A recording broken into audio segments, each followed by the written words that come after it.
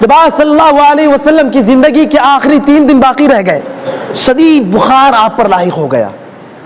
آپ نے امہات المومنین کو جمع کیا، کہا کہ آپ سب مجھے اجازت دو کہ میں اپنی ان بیماری کے ایام عائشہ کے پاس گزار سکوں.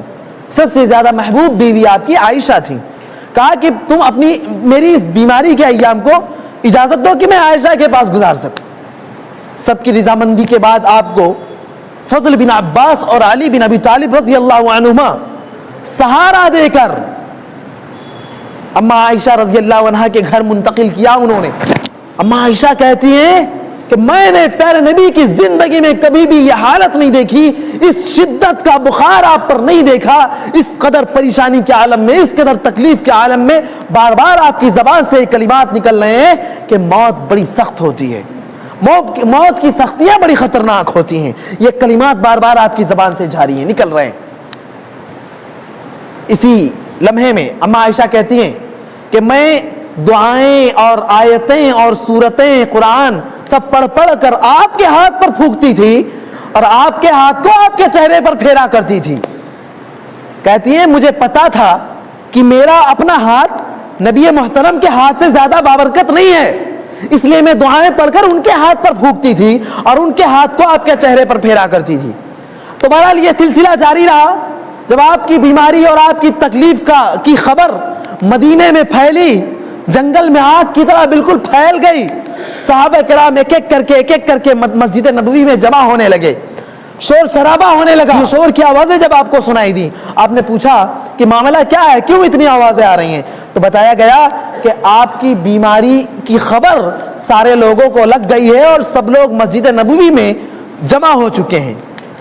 آپ صلی اللہ علیہ وسلم آپ نے چاہا کہ لوگوں سے ملے، ملاقات کریں، اٹھنا چاہا لیکن نہیں اٹھ سکے.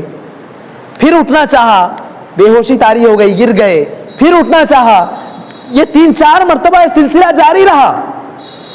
آپ کے اوپر 7 مشکیزیں پانی ایک بار کر کے انڈیلا گیا. تب آپ کو ہوش آیا اور آپ کو مسجد نبوی لے جایا گیا. آپ نے وہاں پر اپنی زندگی کے سب سے آخری پیغامات لوگوں تک پہنچائے. کہا لوگو، کیا تم اس بات سے ڈرتے ہو کہ مجھے موت آ جائے گی؟ کیا تمہیں اس بات کا خوف ہے کہ میں اس دنیا سے رخصت ہو جاؤں گا؟ اللہ کی قسم ہماری اور تمہاری ملاقات کا اصل وقت تو حوض کوثر پر ہوگا. اور بھی اہم ترین پیغامات اللہ کے نبی صلی اللہ علیہ وسلم نے اس وقت دیے. اور اس کے بعد کہا کہ تم میں سے ایک بندے کو اللہ نے یہ اختیار دیا ہے کہ وہ چاہے تو دنیا اور دنیا کی نعمتوں کو اختیار کر لے اور چاہے تو اللہ تعالیٰ کا ساتھ اور اس کی رفاقت کو اختیار کر لے. لیکن اس بندے نے اللہ تعالیٰ کا ساتھ اور اس کی رفاقت کو اختیار کیا. ابو بکر صدیق رضی اللہ عنہ بے تحاشا رونے لگے، کہنے لگے اللہ کے رسول، آپ پر میرے ماں باپ قربان ہوں، آپ پر میرے آل و اولاد قربان ہوں، آپ پر میرا مال و دولت آپ پر قربان ہو، اللہ کے واسطے اس قسم کی بات مت کیجئے. صحابہ کرام جو دوسرے موجود تھے وہاں پر کہنے لگے ارے یہ ابو بکر کو کیا ہو گیا ہے، یہ ابو بکر کیوں اس قدر ایسی حرکت کر رہے؟ لوگوں نے ابو بکر کو چپ کرنا چاہا. اللہ کے رسول صلی اللہ علیہ وسلم نے ابو بکر کا ساتھ دیا اور کہا لوگو، اللہ کی قسم تم میں سے کوئی ایسا شخص نہیں ہے جس نے میری زندگی میں کبھی بھی مجھ پر کوئی احسان کیا ہو، ایک رتی بھر بھی احسان کیا ہو اور میں نے اس کا احسان نہ چکا دیا ہو سوائے ابو بکر کے، کیونکہ اگر مجھے اور بھی زندگی مل جائے تو ابو بکر نے مجھ پر جو احسان کیے ہیں میں انہیں چکا نہیں سکتا. اس کے بعد آپ صلی اللہ علیہ وسلم کو مسجد نبوی سے اما عائشہ کے گھر منتقل کیا گیا. اما عائشہ کی ران پر آپ کا سر مبارک تھا، شدید پسینے کا عالم تھا، بار بار آپ کے پسینے کو اما عائشہ پہنچ رہی تھی، زارو قطار آنکھوں سے آنسو جاری تھے. اسی اسنا اما عائشہ کے بھائی حجرہ مبارکہ میں تشریف لاتے ہیں اور ان کے ہاتھ میں مسواک ہے. رسول اکرم کی آنکھیں مسواک پر بالکل ٹک جاتی ہیں. اما عائشہ سمجھ جاتی ہیں, اپنے بھائی سے کہتی ہیں کہ لاؤ مسواک دے دو.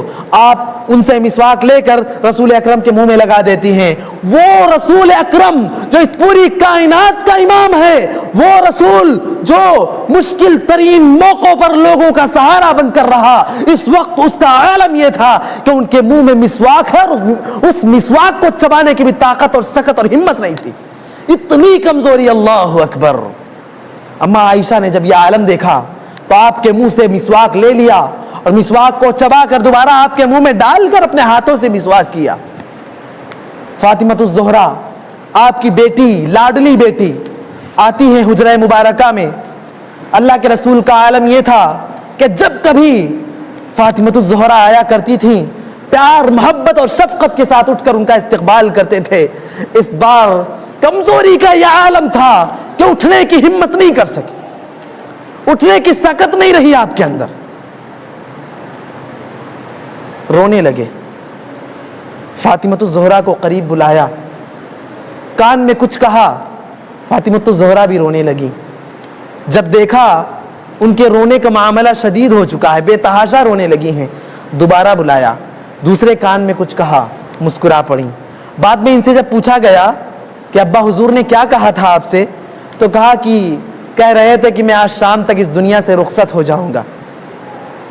جب میں بہت زیادہ رونے لگی تو مجھے قریب بلا کر مجھ سے کہا کہ مجھ سے سب سے پہلے تم ہی آ کر ملو گی.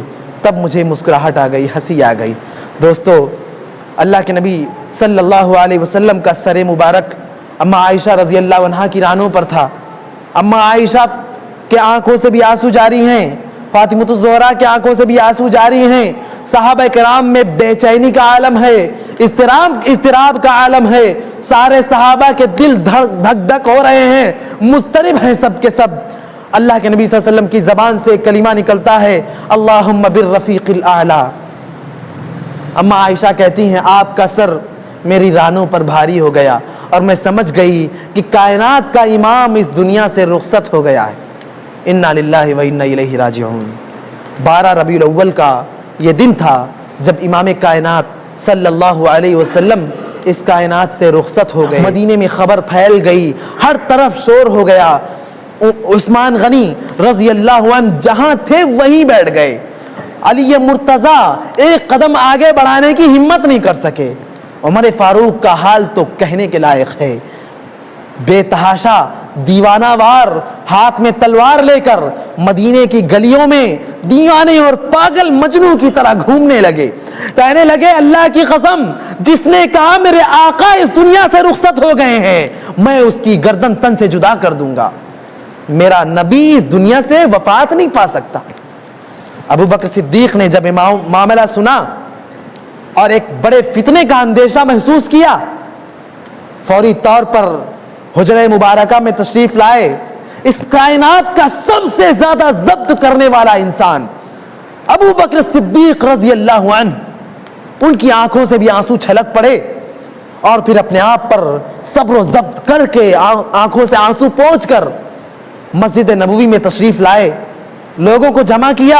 سب سے پہلے ایک آیت کریمہ پڑھی, وما محمد الا رسول, محمد تو بس اللہ کے رسول ہیں. قد خلت من قبلہ الرسل, ان سے پہلے بھی بہت سارے پیغمبر اور بہت سارے رسول اس دنیا سے رخصت ہو چکے ہیں, وفات پا چکے ہیں. افإن مات أو قتل, کیا اگر وہ مر جائیں, وفات پا جائیں یا شہید کر دیے جائیں, انقلبتم علی اعقابکم, تم اپنی ایڑی کے بل دین سے پلٹ جاؤ گے, پھر جاؤ گے. عمر فاروق نے جب یہ آیت کریمہ سنی, کہتے کہ اللہ کی قسم مجھے محسوس ہوا کہ ابھی یہ آیت کریمہ نازل ہو رہی ہے. اس کے بعد ابو بکر صدیق نے تاریخ کے وہ سنہرے جملے کہے جو آج بھی صحیح بخاری کے پنوں پر جلی حروف میں محفوظ ہے. کہا من کان منکم ایھا الناس, لوگو, من کان منکم یعبد محمدا صلی اللہ علیہ وسلم, تم میں سے جو محمد صلی اللہ علیہ وسلم کی عبادت کیا کرتا تھا, فإن محمدا صلی اللہ علیہ وسلم قد مات, تو جان لے کہ محمد صلی اللہ علیہ وسلم وفات پا چکے ہیں, اس دنیا سے رخصت ہو چکے ہیں. ومن کان منکم یعبد اللہ فهو حی لا یموت, اور تم میں سے جو اللہ رب العالمین کی عبادت کرتا تھا، اسے جان لینا چاہیے کہ اللہ تعالی ہمیشہ ہمیشہ زندہ رہنے والا ہے، اسے کبھی موت آنے والی نہیں ہے۔ دوستو اور بھائیو، 12 ربیع الاول کی تاریخ کو جناب محمد رسول اللہ صلی اللہ علیہ وسلم، کائنات کے امام حسن و حسین کے نانا، فاطمۃ الزہرا کے ابا، اما عائشہ کے تاجدار، صدیق اکبر کے جگری دوست، علی مرتضیٰ کے سسر جناب محمد الرسول اللہ صلی اللہ علیہ وسلم اس کائنات سے رخصت ہوتے ہیں، اور یہی وہ تاریخ ہے جس دن آج یہ اپنے آپ کو نبی محترم کا امتی بتلانے والا انسان، آج اپنے آپ کو نبی محترم کا امتی بتلانے والا شخص نبی محترم کی وفات کے دن خوشیاں منا رہا ہے، نبی محترم کے وفات کے دن ڈول تاشے کروا رہا ہے، نبی محترم کی وفات کے دن جلوس نکال رہا ہے، نبی محترم کی وفات کے دن ڈنکے بجوا رہا ہے، ڈانس اور رقص و سرور کروا رہا ہے، محفلیں سجوا رہا ہے، جلوس نکال رہا ہے، دعوتیں کروا رہا ہے۔ اللہ کی قسم، یہ رسول اکرم کی محبت کا طریقہ نہیں ہے، یہ رسول اکرم کی تعلیمات کا تقاضا نہیں ہے۔ رسول